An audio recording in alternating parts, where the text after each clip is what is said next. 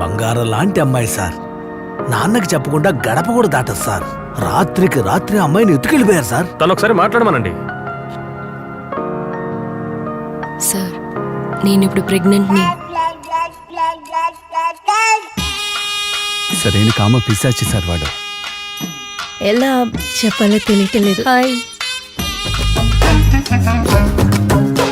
వేసుకున్న అండర్వేర్ ని అస్సలు ఉతక్కుండా దాన్ని అలాగే తిప్పి దాన్ని వేసుకునేవాడు నీ తమ్ముడు.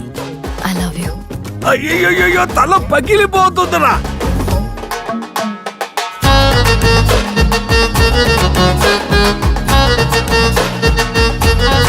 వాడికంటూ పనికి మాలిన 4 ఫ్రెండ్స్ ఉంటారు. డౌన్లోడింగ్ వాళ్లే హెల్ప్ చేస్తారు. ఈ యాటిట్యూడ్ లాంటివి నా దగ్గర చూపించమా.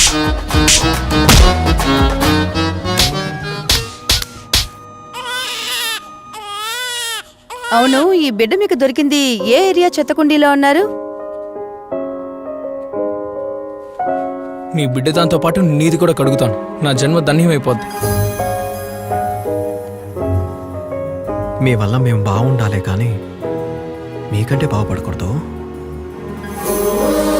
ఎంత జరిగిన తర్వాత కూడా ఆ అమ్మాయి వీణ్ణి బాగా నమ్ముతోంది. ఆ నమ్మకాన్ని కాపాడుకోమని చెప్పు.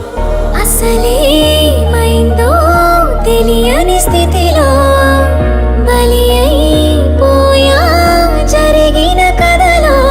సూర్యుడివై చంద్రుడివై ప్రపంచమ